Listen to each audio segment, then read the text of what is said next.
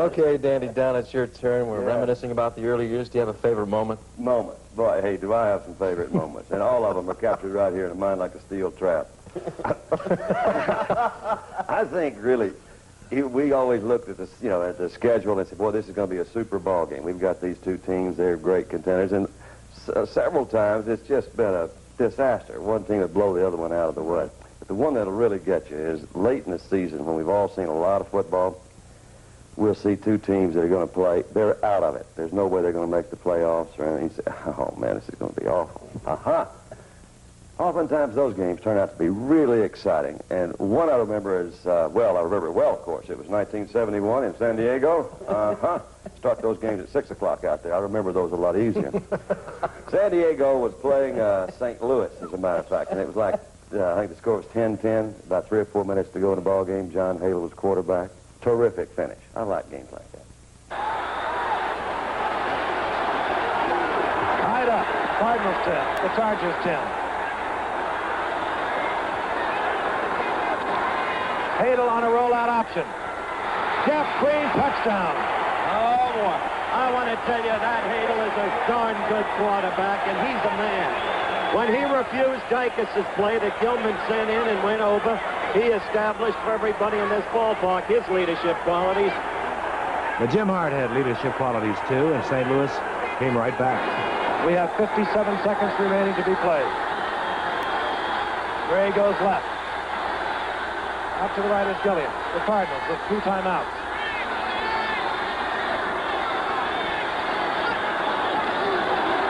The draw play to Edwards. Edwards to the 2. Good ball by Hart. What a ball game. What a ball game. So it's all boiled down to this. 20 seconds remaining to be played in the game. The Chargers lead 17-10. It's second down. The ball is on the 2-yard line. The big man gets the call. Edwards, Sid Edwards. That tied the score at 17, and then the Cardinals made a critical mistake, a mistake that, frankly, surprised all of us. The onside kick attempt, this is just to make sure it's not run back, but it will give San Diego possibly 2 plays, maybe even 3. Don't know whether I'd have done that. I don't either. Got him in pretty good position. Hadel's got to hit one pass now. One pass, 15 yards. They've got 2 timeouts left. I think that's one we can legitimately second guess, Dandy. He needs a field goal. He has a kicker, Dennis Partee, who has kicked one from 52 yards this year. So he needs approximately 10 to 15 yards to have a good shot at winning this football game. Parks right, Garrison left. Garrison. There goes that timeout. Garrison to the 37, timeout San Diego. 5 seconds to go. Well, man. Okay, all right, he's hit on 125-yarder. He's kicking from the 45. Let's watch.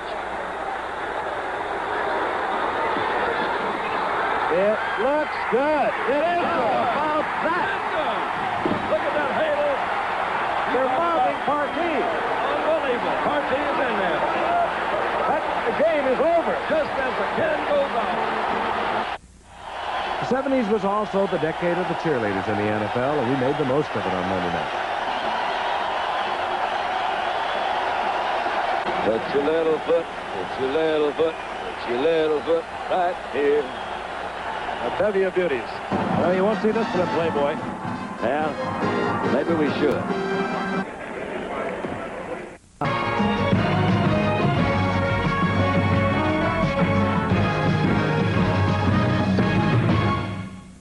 Monday Night Football is a game that it's the only game being played at that particular time. It's kind of like the playoffs or the Super Bowl in that it's the only game being shown that day. So therefore, you have the viewing audience of your peers, the people that play the game, and you want to do well. You want to do well because the guys that you play against, they're watching the game. Well, Monday Night Football started something about 10 years ago, and I hope it keeps on going. It's a special night. You see some of your best football games on Monday night. Seen a lot of people lose and a lot of people win on Monday night. Special game, and we like Don Meredith. I think that Monday Night Football has made a lot of, I would call them Monday night widows also, but I know my wife likes to watch the game with me if we're not in it. And it's very relaxing to sit at home and watch someone else beat their brains out. My mother's watching, and therefore I have to play better because I'll get scolded on Tuesday if I don't. You know, I really believe that Monday Night Football has become American tradition for a lot of sports fans. But I think it's about time we as football players and as sports fans do something about, one, Don Meredith's announcing ability. Right, Andy? It's just another game. I think every game's important. We don't treat one game any different than any other, and they're all important, and it's just as important as we do when playing on Sunday. Well, nobody had to put any dynamite in our britches because when we went out on Monday night, we were ready. One of the worst things ever happened to me in my life was in 1970. We were playing the Cincinnati Bengals, and Howard Cosell asked me to come out and do an interview, and as I walked up to the sideline there where they had the cameras set up, he had his microphone. He said, "Ladies and gentlemen, walking towards me now is a National Football League's #1 flop." I could have killed him. Well, actually, it kind of messes us up a little bit because it makes our week different. It makes our practice routines different, and especially if you have to go to the West Coast and come back and then play a Monday night game. It's an inconvenience for us.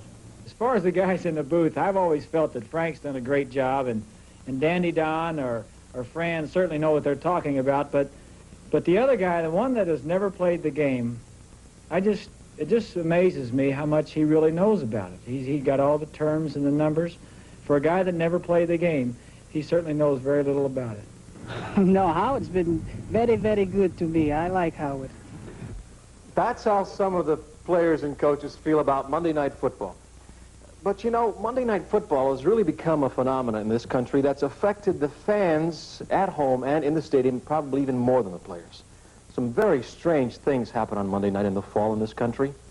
Isn't that absurd? Well, it all could be tragic unless the gentleman knows what he's doing, because the line is strung completely across the stadium. How they got it there, we don't know. And how will they get them down, Gibb? That's the more important question. Commandment number 1, thou shalt keep Monday night holy and tune in early. Commandment number 2, honor thy holy point spread, for it is right on. Commandment 3, thou shalt not covet thy neighbor's beer.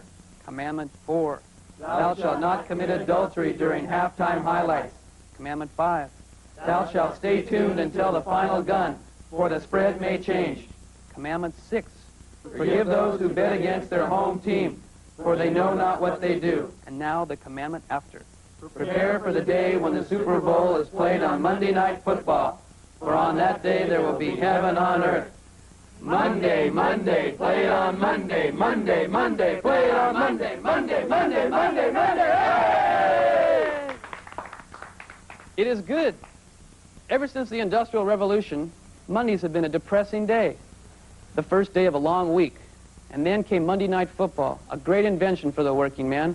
It gave him a perfect ending to this day. And we here in Santa Barbara at the Mecca of the Church of Monday Night Football have been worshiping for years Monday Night Football. And we think millions of Americans have too, maybe in their own homes or in bars across the nation. And now we have chapels or parishes across the nation known as the Church of Monday Night Football. And we feel it's the great answer, a perfect ending to a normally dismal day. I guess if you took a survey of when film sets closed down, you'd probably find out that they're earliest on Monday night, so people here in California can get home and watch Monday Night Football, which is at 6 o'clock out here. Ready?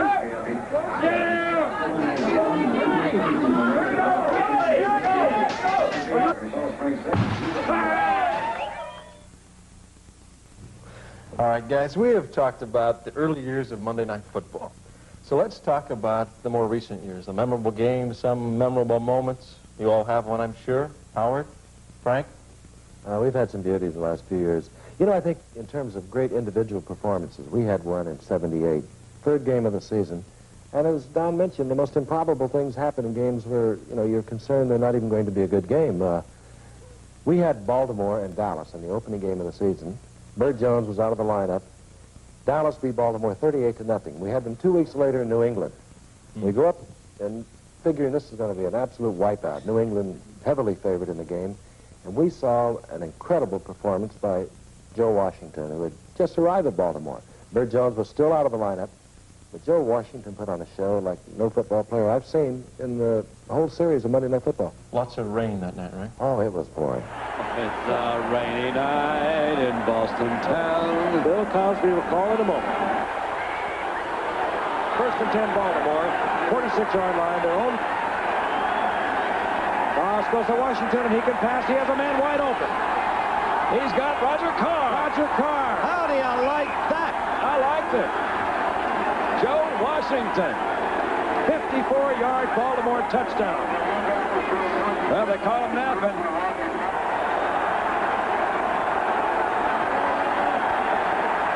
He's got Joe Washington all open. It's Washer. Oh, that was pretty. He had him on Nelson most all the way. And at 27-27 in the final 2 minutes, Joe gave us an encore. Wilson. This is Joe Washington.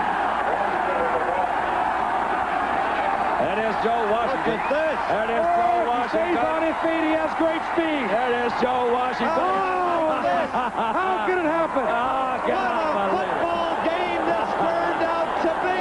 How about Joe Washington? Do you believe Joe Washington's night? You couldn't have a greater football game, and this Baltimore team has really come to life under the worst possible circumstances, and the guy who's done it is Joe Washington, who is acquired almost quietly. Look at Grogan, Steve Grogan. The thrill of victory and the agony of defeat. What a night Joe Washington had that night. Do you suppose, Frank, that that was the single best performance on a Monday Night Football game?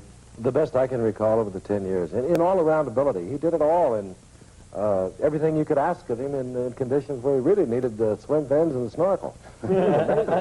He wore the goggles. Remember, he had the goggles, didn't have the fins. The automatic wipers. Oh, man. That was a good one, all right. He did good. I think it's really hard to pick out one guy that said, hey, this was the best, because we've had so many. Lynn Swans, Earl Campbell, O.J. There's been a lot of them.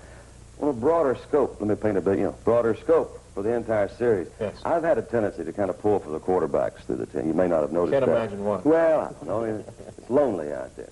The Matisse of our time. Pardon me? No, Matisse. I know Matisse.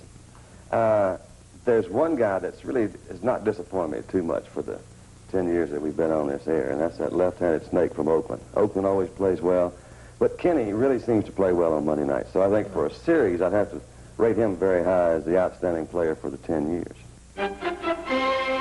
Kenny Stabler is 34 years old and now with Houston, but Dan Dereau is absolutely right. He played so well on Monday nights, he can never be forgotten during the decade of the 70s. What you're seeing here is the brilliant manner in which he could diversify his receivers. 21 was Cliff Branch, 49 Mike Ciani. Wherever the man was open, he could find him. He was 9-1-1 on Monday Night Football, and he won his last 9 games consecutively. He was the picture passer, in the pocket, never had the great mobility, he had the bad knees.